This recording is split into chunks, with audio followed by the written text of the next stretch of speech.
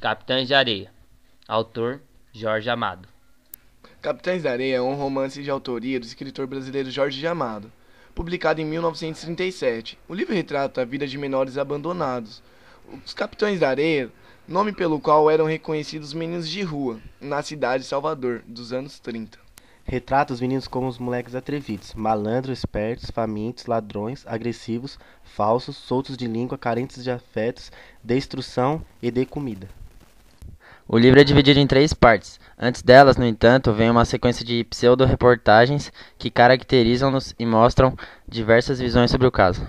A primeira parte, sobre a lua num velho trapiche abandonado, subdividia em 10 capítulos. A primeira parte apresenta o local em que essas ações transcorrem.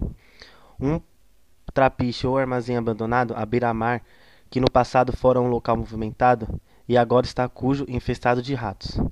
Fora frequentado inicialmente pela marginaria, até ser tomado pelos bandos dos capitães da areia. Sob a lua, no velho trapiche abandonado, as crianças dormem. Antigamente aqui era um mar. Nas grandes e negras pedras dos alicerces do trapiche, as ondas ora se rebentavam fragosas, ora vinham se bater imensamente. A água passava por baixo da ponte sob a qual muitas crianças repousam agora, iluminadas por uma réstia amarela de lua. Desta ponte saíram inúmeros veleiros carregados. Alguns eram enormes e pintados de estranhas cores, para a aventura das travessias marítimas. Aqui vinham encher os porões e atracavam nessas pontes de tábuas, hoje comidas. Antigamente, diante do trapiche, se estendia o misterioso do mar-oceano. As noites diante dele eram um verde escuro, quase negras, daquela cor misteriosa que é a cor da noite do mar. Ao contrário dos outros grupos espalhados pela cidade, os Capitães da Areia têm um líder. Seguem normas e principalmente obedecem a um chefe que cumpre o papel de manter um lar para as crianças que ali vivem. Pedro Bala, quase naturalmente, surge como um líder e tem o papel de harmonizar, manter a ordem e, de certa maneira, ensiná-los a agir sob certas circunstâncias. Como em 15 anos, audaz, ativo e conhecedor de todos os recantos da cidade. É marcado por uma cicatriz e por seus cabelos loiros. Pouco lhe conheceram a mãe e o pai. Morreram num balaço para afirmar a liderança. Pedro Bala decidiu o caboclo Raimundo após uma luta pelo poder. O ápice da primeira parte vem em 2 momentos. Quando os meninos se envolvem com o carrossel Mambembe que chegou na cidade e experimentam as sensações infantis. E quando a varíola ataca a cidade, acaba matando um deles, apesar da tentativa do padre José Pedro em ajudá-los e tendo grandes embaraços por causa disso. Segunda parte, Noite da Grande Paz dos seus olhos. Essa parte relata a história de amor que surge quando Dora torna-se a primeira capitã da areia, apesar de inicialmente os garotos tentarem estrupá-la.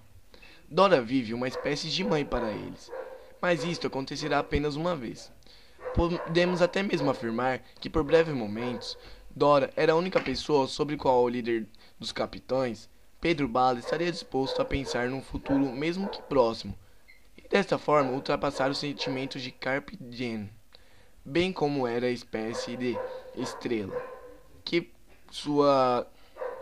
por sua guiou e fez sonhar Pedro Bala com simplesmente o seu amor.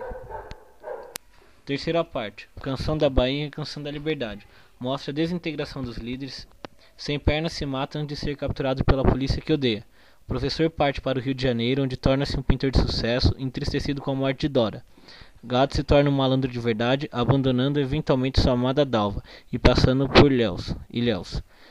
Pirulito se torna frágil. Padre José Pedro finalmente consegue uma paróquia no interior e vai para lá ajudar os desgarrados do rebanho do sertão.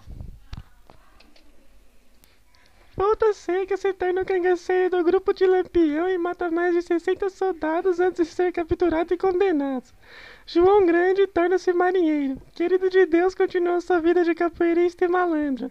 Pedro Bala, cada vez mais fascinado com as histórias de seu pai sindicalista, vai se envolvendo com os doqueiros e finalmente os capitães de areia ajudam numa greve. Pedro Bala abandona a liderança do grupo, mas eles os transformam numa espécie de grupo de choque. Assim, Pedro Bala deixa de ser líder dos Capitães de Areia e se torna um revolucionário comunista. Personagens. Pedro Bala, o líder, uma espécie de pai para os garotos, mesmo sendo tão jovem quanto os outros, e depois descobre ser filho de um líder sindical morto durante uma greve. Volta seco. Afilhado de Lampião, tem ódio das autoridades e o desejo de se tornar cangaceiro. Professor José é grande amigo de Pedro Bala, partilhando amor pela mesma rapariga que seu amigo, rapaz sonhador e mediador, do grupo Capitães de Areia. Sendo essencialmente conselheiro de Pedro Bala, leia a desenha vorazmente, sendo muito talentoso. Destino. Foi para o Rio de Janeiro pintar e ficou conhecido por isso. Essa sua ida pronunciou ao mundo a história do seu grupo de crianças de rua. O gato, que com seu jeito malandro, acaba conquistando uma prostituta. Dalva. Boa vida. Era um malandro, adorava querido de Deus. Teve uma queda por gato logo quando este chegou no trapiche. Sem pernas, o garoto coxo que serve de espião se fingindo de órfão desamparado. Em uma das casas que vai é bem acolhido, mas trai a família ainda assim, mesmo sem querer fazê-lo de verdade. Provavelmente a criança mais carenciada de afeto no grupo. João Grande, o nego bom, como diz Pedro Bala. Segundo em comanda, porte físico forte e corajoso. Querido de Deus, um capoeirista que é apenas amigo do grupo. Pirulito, tem grande fervor religioso. Dora era a mãe de todos do Trapicho. É amada por professor e por Pedro Bala. Fica doente e antes de morrer teve relações sexuais com Pedro Bala. Pedro Bala diz que Dora, ao morrer, vira uma estrela no céu. Caboclo era o chefe do Capitães de Areia antes do Pedro Bala. Foi ele que cortou o rosto de Pedro Bala, mas logo vai embora. Dona Aninha, mãe de santo amigo dos Capitães da Areia. Padre José Pedro, amigo dos Capitães da Areia e que procura fazer daqueles meninos homens de bem e crentes em Deus. João de Adão, estivador, negro, forte e antigo grevista. Através dele, Pedro Bala soube do pai.